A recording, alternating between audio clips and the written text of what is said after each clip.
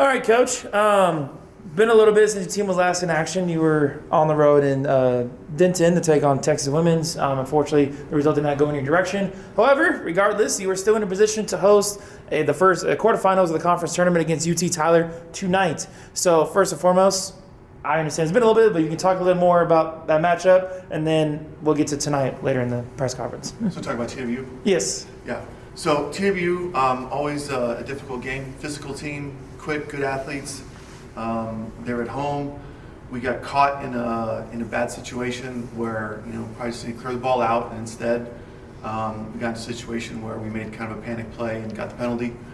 I couldn't see it. I moved to the other side of the bench that particular game, so I'm a little bit farther away from distractions, and had some good opportunities to score a goal. Quality wasn't quite there. It's been the story of our season a little bit. We've had to ask players to do a little bit more than they normally would, where our focus would be a little bit more on the center forward or the center forwards, and we've gotten good results. Emily scored obviously a great goal. Grayson scored some. Jillian scored some, but in that game against TWU, it was just that particular night was just too much for us, and a tough way to kind of finish the regular season. But I think that the girls are going to kind of use that to give themselves some energy and some motivation tonight. Obviously, we're playing at home, and anytime we play at home, we expect the most out of our players, the best and the most. From their work rate to their effort, the support of each other, and the result. So we're looking forward to playing tonight. Speaking of energy, you're hosting a tournament game. What's the energy like going into tonight's atmosphere? It's always really good energy. The girls are excited. I think they'll probably spend more energy than they need to during the warm-up, because they always do. So we try and manage that to make sure they don't spend it all. But I think that you won't have to knock twice on the door to get us to come out. So we should be ready to go tonight with this opportunity. And you beat Tyler about a month ago, so earlier in the season. Looking back on that matchup, what do you remember most? What was your biggest takeaway then, and what can we expect this time around? So I thought we played pretty well. Back and forth match. I thought we made some mistakes defensively that we didn't pay the price for, so we need to clean that up and be a little bit cleaner tonight. They had a free kick with 4 seconds left, and two of our players let two players go free. And if they touch that ball, we're talking about us being in 6th, 7th place, whatever. So got fortunate there. Good play at the moment where Abby hits that free kick. Grayson's very alert and pops the ball into the back of the net.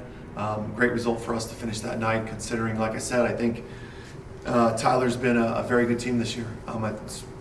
I don't know between last year and this year, I don't know which team was better, but they're doing well. What's your message to the fans to get them out of the complex tonight? I think just, the more they can read the moment and give them that extra energy when they need it, particularly probably on set pieces. I think Tyler's really good on set pieces, so they'll have to have those tied jugs and the bells and everything, and fouls squeaking and hitting away, and just trying to make a lot of noise to make it an uncomfortable environment for the opponent. And then I think the other part is when we have chances, that we put everything into them, whether it's in the run of play with a shot on goal, or whether it's on a set piece where we have deception or whatever. Just our concentration and finishing the play, getting the goal and getting the win. And what is the one thing that the Grand Bells have to do tonight if they have any chance of winning?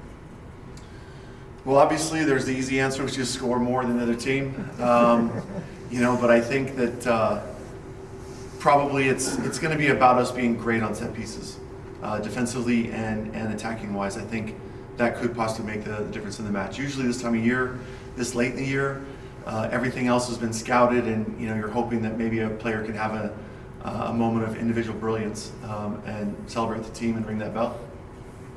Coach, talk to me about this overall season as a whole. Obviously, the rough start of the season that none of us really wanted to see, a lot of draws, a lot of losses, but you're here now. You're sitting at 9-4-5 overall after only having one win through, I think it was 6 or 7 matches to start the year. First and foremost, did you anticipate to be here at this spot, but also how was the team able to navigate through all the injuries and all the other adversity that they've had to get to this moment today? Yeah. We try to plan those things, and that's a difficult part. From financially, it's a difficult part. Just having so many players out there with practice, it makes it difficult for the ones that don't get to play.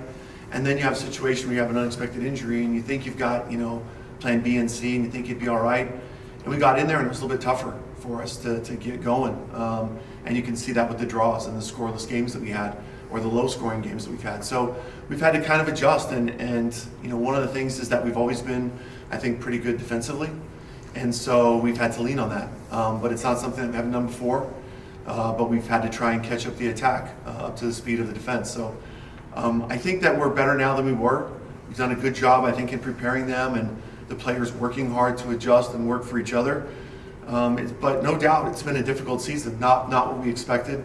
Certainly coming off the season before, but at the same time, again, you've got to look at, we graduated, 9, 10 players, I think, 3 of them fifth-year players.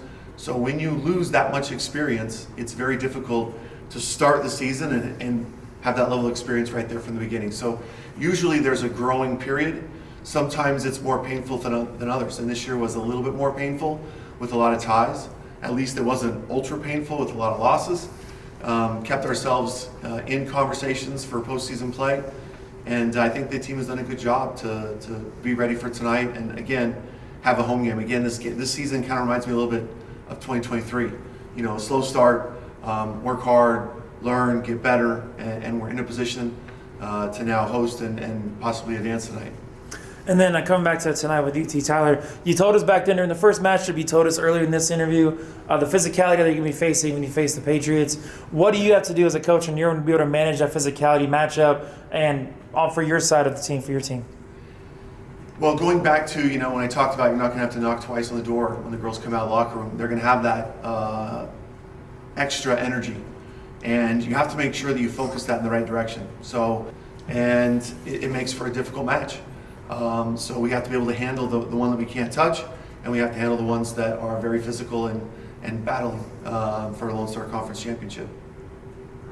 Awesome. Thank you, Coach. Okay, thanks.